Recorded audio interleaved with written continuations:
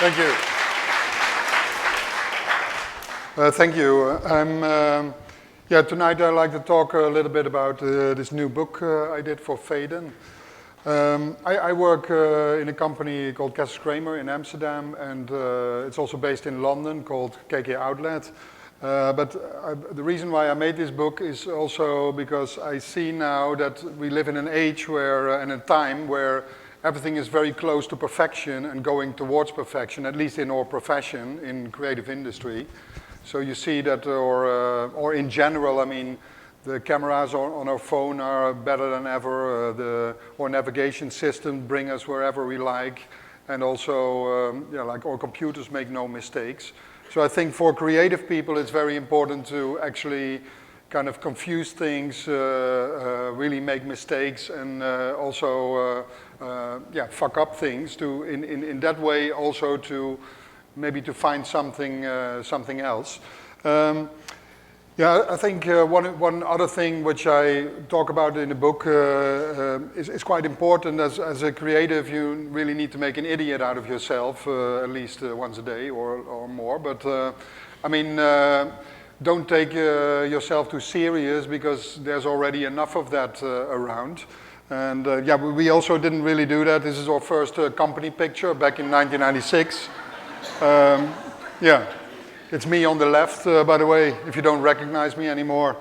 And also our office is not really serious. I mean, we work in a church. I mean, it's quite strange to have an office in a church, but at least you can tell your parents that you go to church every day. In London, we have the office, which is more an office, a gallery, and a shop, which is on Hoxton Square, quite close by here. I think this is also a very good component for creativity. I mean, when you feel that people really hate your idea, then often it's actually something very good, I think, because then you see also that that a lot of people also love it. I mean, when you make stuff that is really in the middle, then that's not really interesting, I think. Maybe I have some examples of work that we did in the office about that. For instance, we did the theme for the city of Amsterdam, I Amsterdam. There was also a lot of,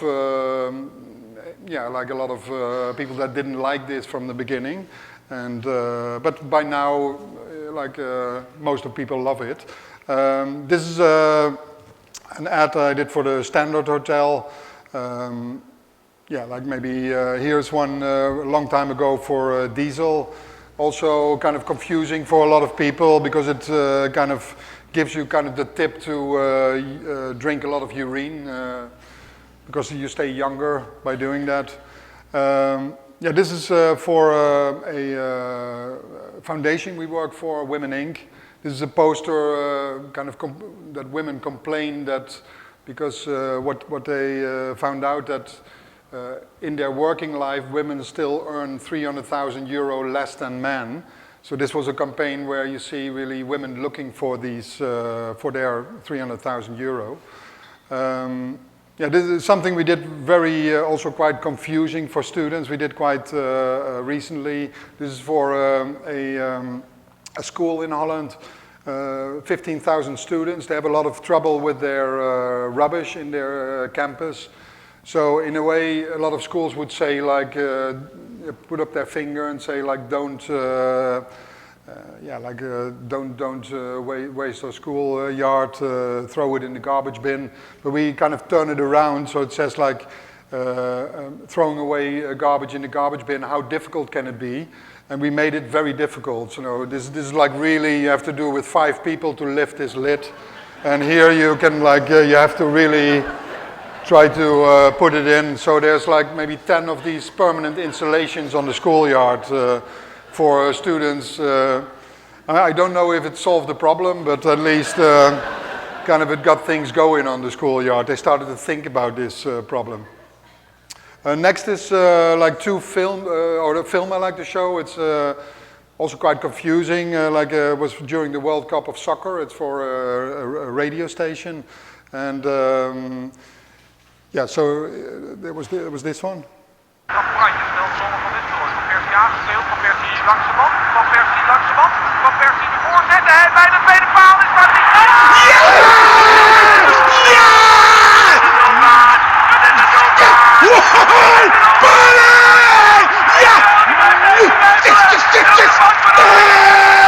Yeah, the animal rights organization really hated this, you know, they were so pissed off. And so the thing was that they really demanded, and they called us, and they really said, like, you have to make another spot to show that the dog is still alive, because they really hated this thing. And but for us it was like the best thing that could happen, that they force you to make another spot. So the next event for that radio station was the Tour de France. So we did for the Tour de France another spot to show that the dog and the owner were still alive.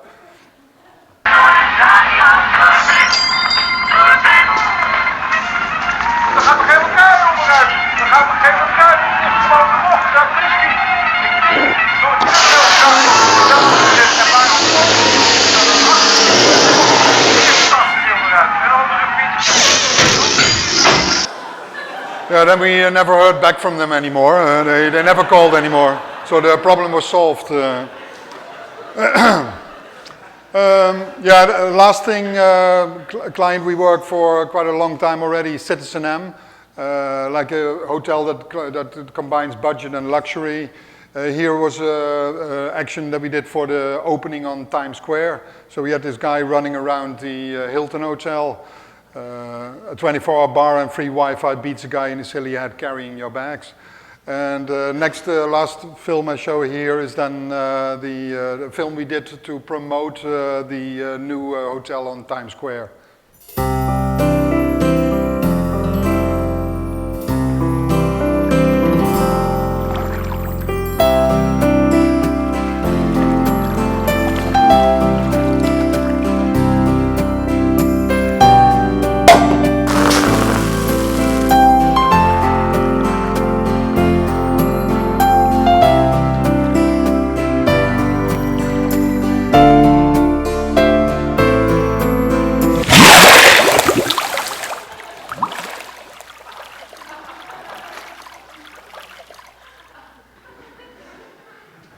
Yeah, so far the office work.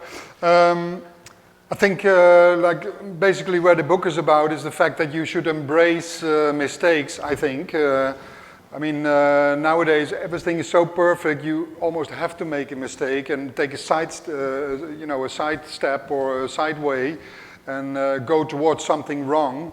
Often I get quite a lot inspired by images that I find or things that I see on the street of construction mistakes, which is quite funny actually when you collect them, because there's a lot of these construction faults that you see, and I mean, even the smallest mistake can be quite funny. And yeah, also here, I mean, this is like a billboard, just simply, how stupid can you be? But somebody's posted it the wrong way around, I think that this billboard will attract more attention than when it would be normally posted, but yeah, things like this, it's small mistake, but here accidents to happen, but here as well, like I took this picture, it was like a parking spot, but how the hell can you park there? And yeah, more parkings where things go wrong, and yeah, like, I don't know how, I mean, here they made this new way, this new road, but they just put a pole on there. This one is quite funny, I think. When you don't like your children anymore, then when you hate children, you bring them to this kind of playground because it solves the problem. Here, I took this picture in Amsterdam recently. This is how they think in Amsterdam about burying people. You just throw them in the garbage bin and then they are buried straight away. I mean, how can you do this? I mean, but it is kind of a nice idea, I think they had. But I don't know if it works, but I mean, somebody had a clear example how it should be written. I mean, yeah, like there's a lot of balconies where things go wrong. I mean, there's a lot of the same mistakes that they make, and then there's the toilets, which is kind of a huge, this is my favorite subject in failures. a lot of things go wrong in toilets. There's a lot of privacy issues. I mean, how does it work? I don't know. And here as well, like this is a disabled toilet.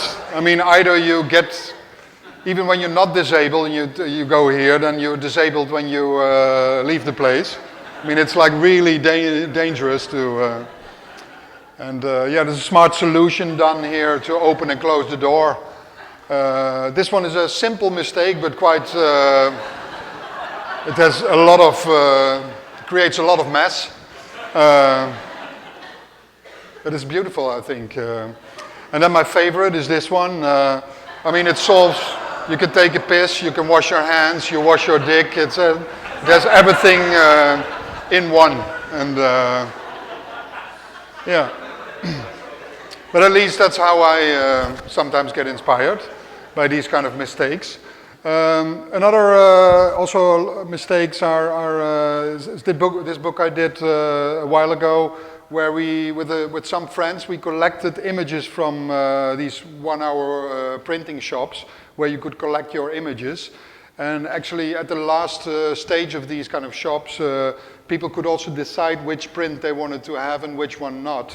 So they would leave sometimes stuff in the shop that they hated and pictures that they thought were wrong. So this is like an image where, like a kind of a reflection in the glass. And there's a lot of double exposures. For instance, this one is quite beautiful. The woman, when she came to the shop, she opened the envelope and there was only this one image in there because her shutter got stuck on the first image of the holiday.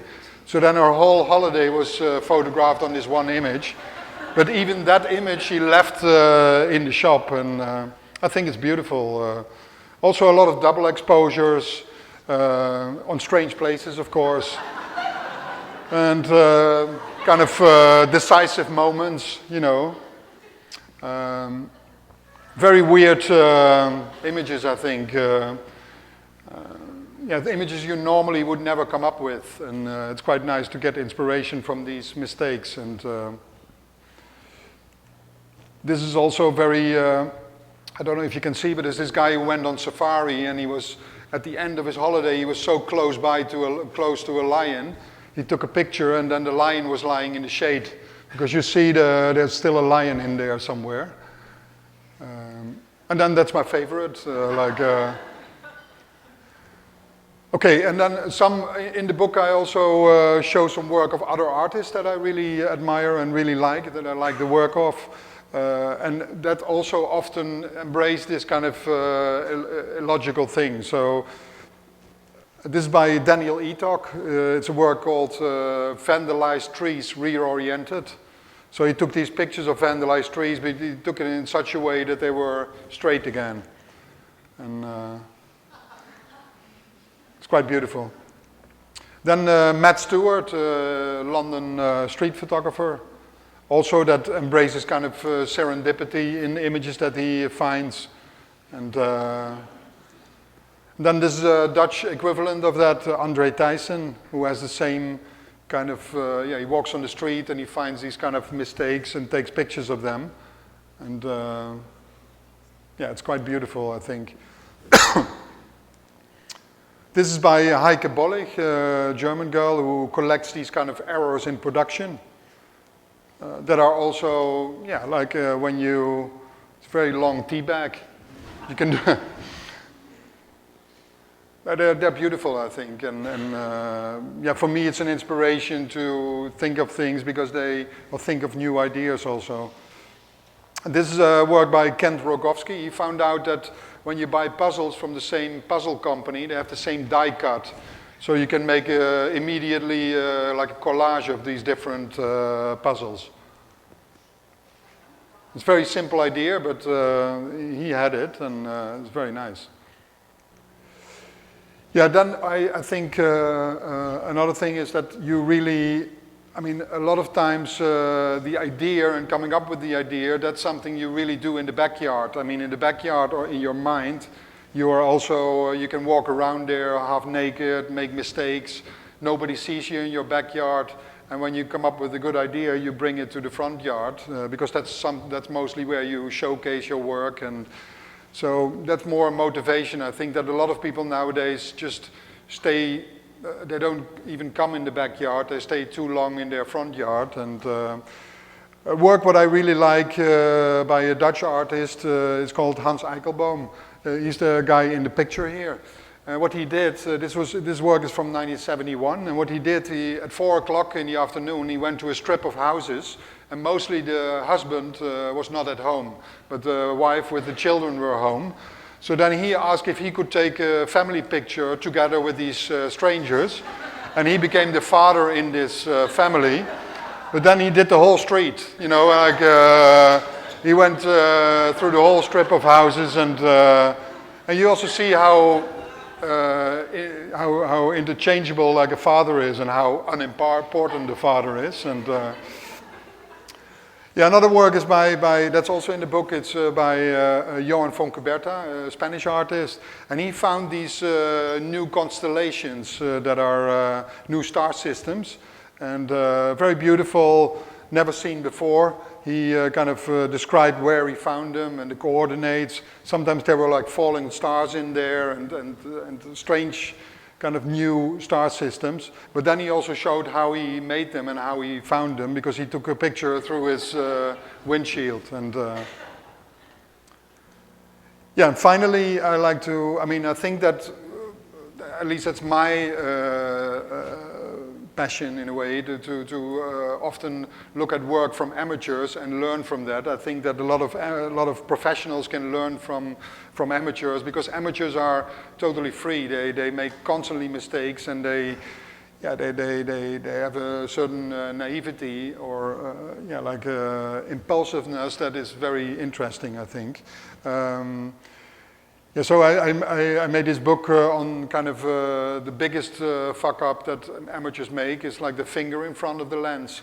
And it's like a kind of an attack of a giant finger in your image. There's a small short film about kind of a more history of the finger fuck up.